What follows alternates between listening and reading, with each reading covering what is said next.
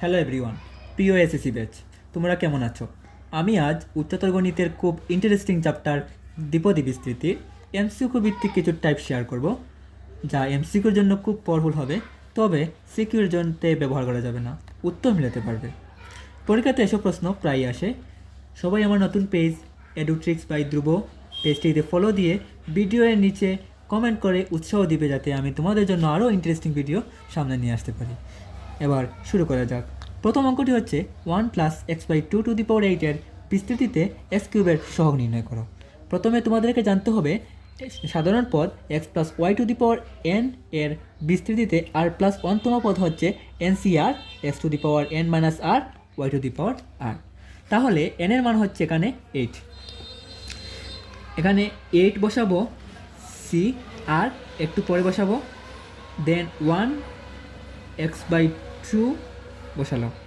এরপর x cube হতে হলে এখানে এক্স কিউব বসাতে হবে, কারণ 1-এর মধ্যে এক্স নেই, এখানে এক্স আছে, তার মানে এক্স কিউব বসাতে হলে এখানে কিউব বসাতে হবে। এখানে কিউব বসালে এখানে বসবে 5, কেননা এখানে যোগফল হতে হবে n এর সমান। 5 আর 3, 5 + 3 = 8। এখন এখানে 8c5 বা 8c3 যে কোনোটা বসাতে হবে, দেখতে পারো কীভাবে। 8 শিফট C5 কে আসছে 56, আবার 8 শিফট C3 56। এটা কেন হলো, মানে এখানে কেমন হলো এটা দেখতে হলে n এর মান NCR যে কথা, NCN থেকে আর একই কথা, তাহলে 8c5 বা 8c3 যে কোনো একটি বসাতে পারবো।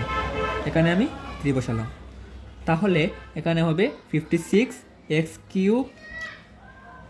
/ 8, 7x³ আনসার হবে 7। বুঝতে পারছো?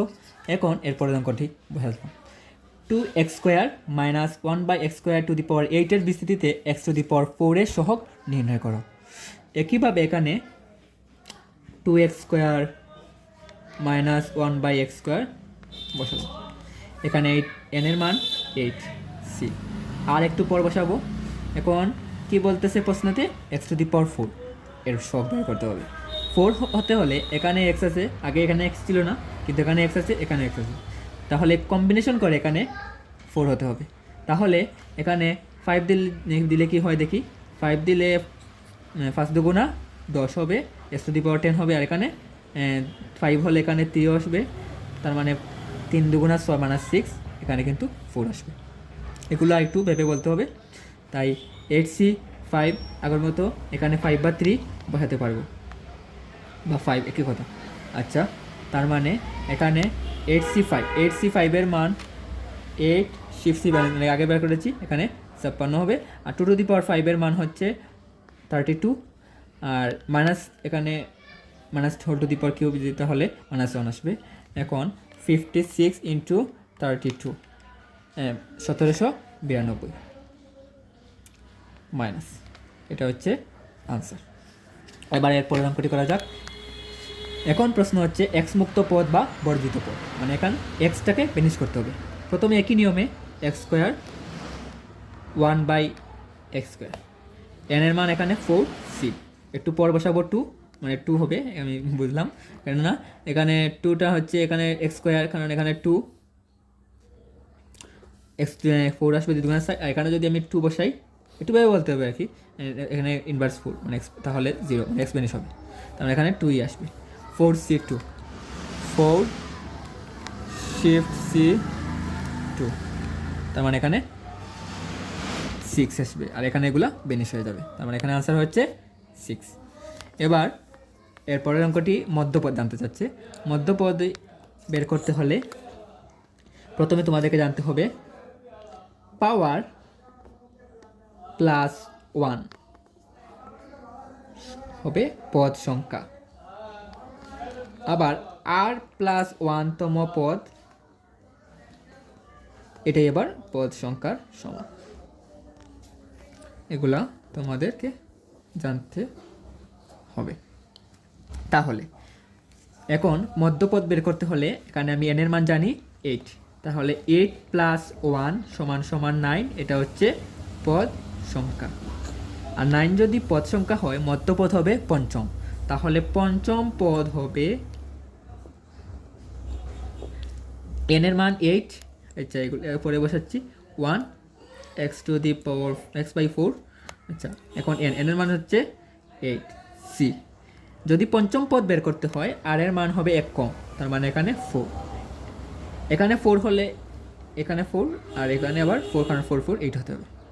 এই 4 সবসময় ওয়াই মানে একে যদি ওয়াই ধরি, এটা যদি এক্স ধরি, মানে ওখানে আর মানে ওয়াই টু এ ওয়াই এর উপর মানে এই মানটা আসবে, আর এর মান আসবে এই আগের নিয়ম ওটা অনুযায়ী, মানে আরটা হচ্ছে ওয়াইয়ের উপর আসে আর এক্সটা হচ্ছে টেনটাকে আর বিয়োগ হয়। আচ্ছা এখন 8c4, 8 শিফট c4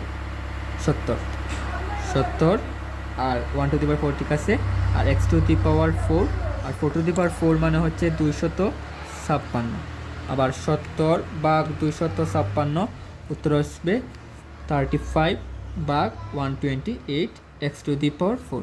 এটা হচ্ছে আনসার, এটা হচ্ছে মধ্যপদ একটা আনসার।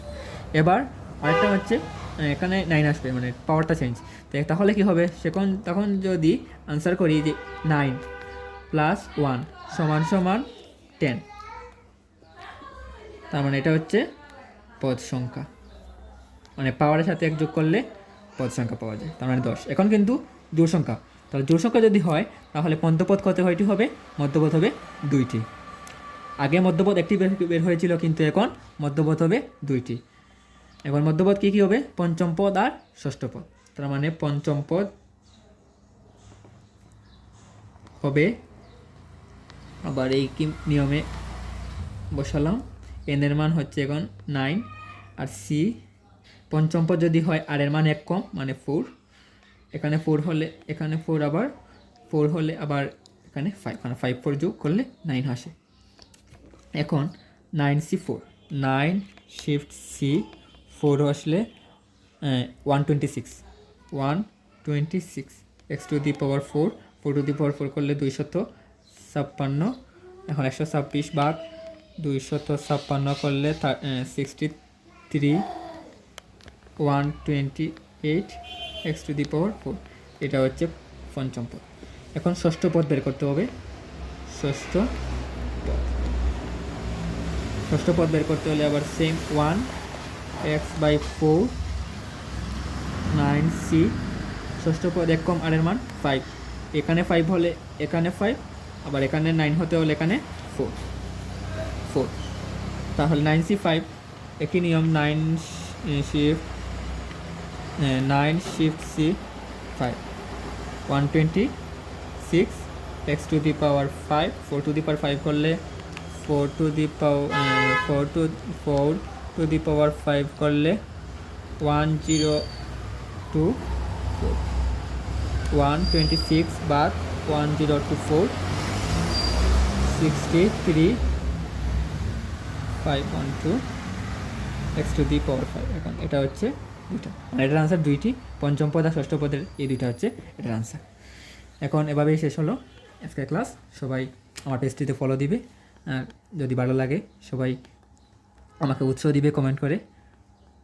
ক্লাসটি শেষ করছি।